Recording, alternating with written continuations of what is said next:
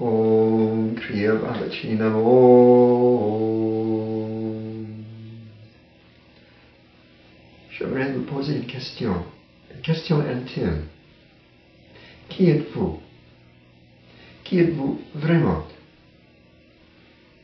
Normalement, vous allez répondre en disant votre nom, peut-être votre profession, des relations importantes dans votre vie.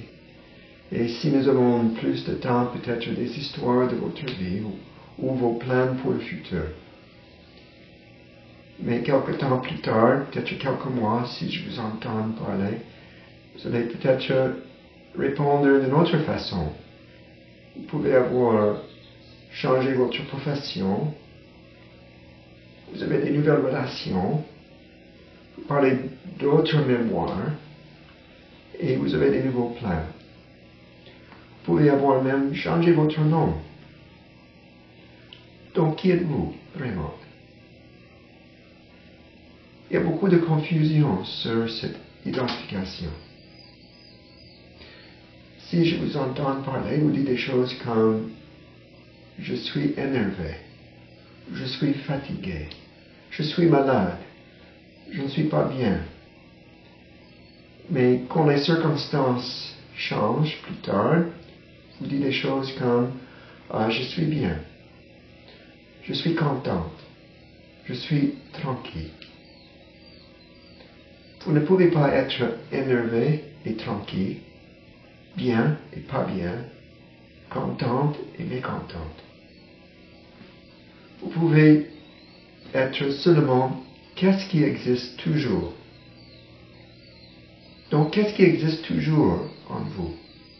Qu'est-ce qui est la même maintenant que quand vous étiez 5 ans, 10 ans, 15 ans, 25 ans, 35 ans?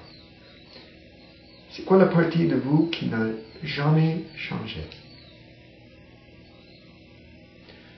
Notre premier objectif dans le yoga, c'est de réaliser cette partie-là. On l'appelle la soi, mais ce n'est pas un objet, ce n'est pas un phénomène, ce n'est pas même un objet. Donc il ne faut pas le donner un nom ou une étiquette, parce que les étiquettes peuvent changer.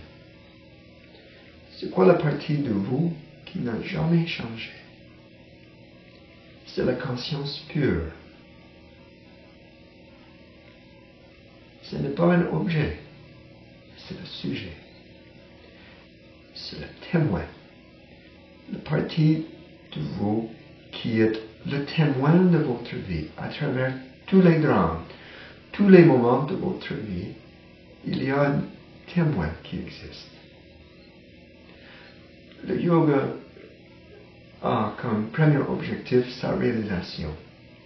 Pas seulement comme un aperçu, comme vous avez maintenant, mais de s'établir dans cette perspective du témoin. Le témoin, il fait rien. Il regarde qu'est-ce qui se passe. Il regarde les actions autour de lui. Le témoin, il pense à rien. Il regarde les pensées. Le témoin, il sent rien. Il regarde les sentiments, les émotions qui viennent et qui partent. Pour développer ce témoin, il faut que la conscience prenne une expansion. Et toutes les pratiques du yoga ont comme objectif cette expansion de conscience. Expansion au-delà de la perspective de l'ego. L'ego, c'est l'habitude de s'identifier avec les pensées, avec le corps, avec les émotions. Donc, le yoga, c'est la cultivation de la conscience, qui est vraiment l'antidote de l'égoïsme. Le mot kriya, c'est-à-dire action avec conscience. Donc, par la pratique de kriya yoga, on développe cet témoin à travers toutes les dimensions dans notre vie. Ça, c'est notre objectif.